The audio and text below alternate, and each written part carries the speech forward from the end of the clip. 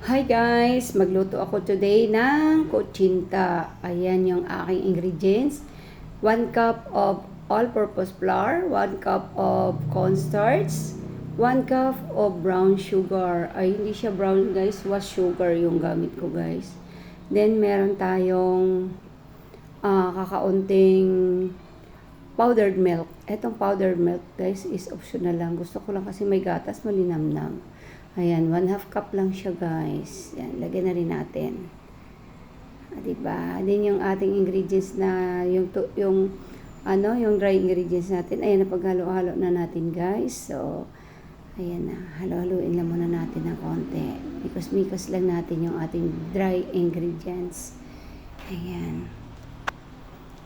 Then, maglagay din tayo dito mga lalabs ng ang tag nito, water. Yung ating tubig dito guys is 3 cups. 3 cups. Sa 1 cups na all-purpose flour, sa 1 cup na cornstarch, 1 cup na brown sugar, 3 cup ng water ang ating gamit dito mga lalabs. Ayan.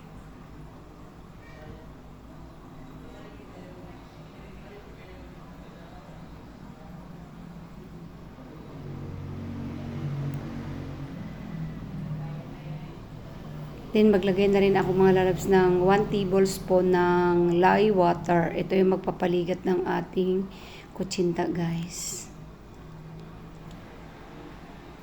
Then, yung ating aswite. Meron tayong aswite seeds. Binabad ko sa mainit na tubig, guys. Then, haluin ko muna na yung ating mixture bago tayo maglagay ng ng aswite. Ito guys, naisipan ko lang magluto kasi nagki-cravings lang ako talaga ng kutsinta guys. Pag nag-cravings ako guys, talagang nagluluto talaga ako mga lalabs. Naggagawa talaga ako. Ayaw ko yung bili-bili lang kasi pag bumibili ka kasi guys, yung nabibitin ka. Iba talaga pag yung ikaw ang magluluto kasi kain ka lang hanggat gusto mo. Yung ganon. Ayan, naglagay tayo ng aswite, pangpakulay at saka pangpaaroma. At saka, ganun talaga yung kutsinta guys, no? May aswite. Bakit nga ba? Ayan, gagayahin na lang natin mga lalabs. Ayan na siya, oh.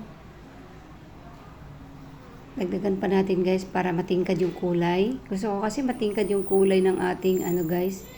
Matingkad yung kulay ng ating kutsinta. Ayan. Ayaw ko yung kutsinta na maputla. Ito guys, pangkain lang namin to, pang merienda. Naisipan ko lang talaga.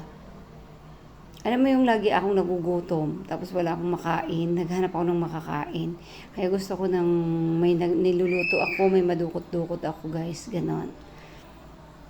Ayan na. Pagkatapos mga lalab, salain natin itong ating mixture para sure na wala ng buo-buo. Ayan, oh. May buto pa ng aswite. Yun.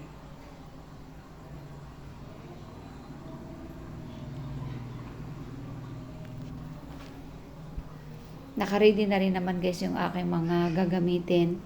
So, dito na tayo. Next process. Ayan, maglagay na tayo sa ating mga moldy ng ating mga mixture. Ilagay na natin guys. At pinakulo ko na rin yung aking steamer guys para may lagay na natin doon kaagad. Hindi ko pinupuno yung guys, yung aking mga molde para mabilis lang sa maluto. Pero guys, pagka ganito, kailangan lutong-lutuhan. Ang ginagawa ko dito guys is 25 minutes. 25 minutes yung isang salang ko. Matagal siya maluto ngayon. 25 minutes yung ginagawa ko ditong luto guys. Maliit na steamer lang tong gamit ko guys. Yung steamer ko, 2 steamer ko guys. Isang malaki at saka itong maliit. Dahil dati nagtitinda talaga ako mga lalabs ng nagtitinda ako ng kutsinta. So, yung 2 yung steamer ko, may isang malaki. Kasi yung malaki, pang maramihan talaga yes, pang tinda-tinda. Pero itong maliit na steamer ko is lang, yung pangkain lang mga lalabs sa pamilya lang. Ganon. Kaya pag may okasyon dito sa bahay, minsan nagluluto ako ng puto, minsan nagluluto ako ng kutsinta nga. Kaya libre na, hindi na kami mag-order. Medyo mahal pag mag-order ka guys, so magawa na lang pag gusto. Ayan na.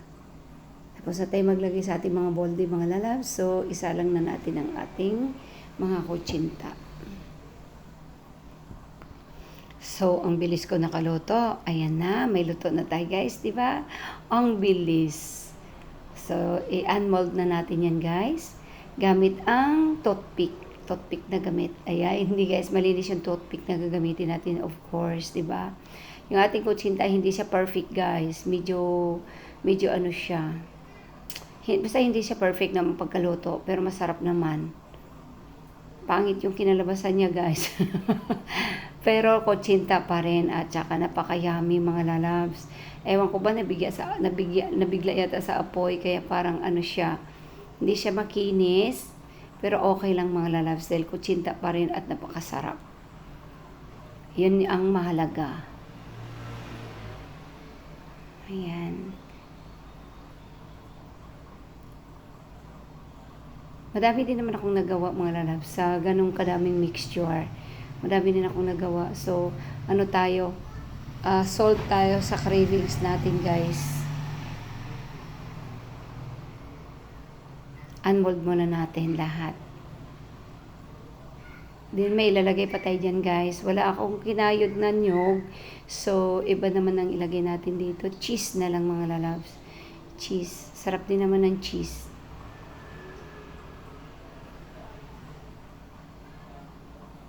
Hindi gaano kagandahan yung kinalabasan ng ating kutsinta guys, no? Kasi hindi siya makinis, oh. Kulubot yung ano guys, kulubot yung ibabaw, parang mukha ko lang. Ayan ha. Oh, pero masarap siya in fairness.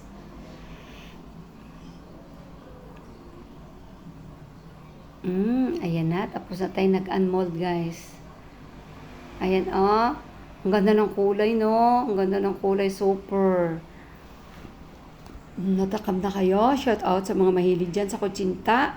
Magluto din kayo guys. Kasi pag bili lang kayo sa mga lako-lako guys, mabibitin lang kayo. Pero pag sarili nyong gawa, magsawa kayo sa kakakain. Kasi pag bibili ka ng ganito sa mga nagtitinda guys, is dito sa amin 5 piso isa. 5 piso isa. So, di ba? O, eto, magluto ka lang solve ka na.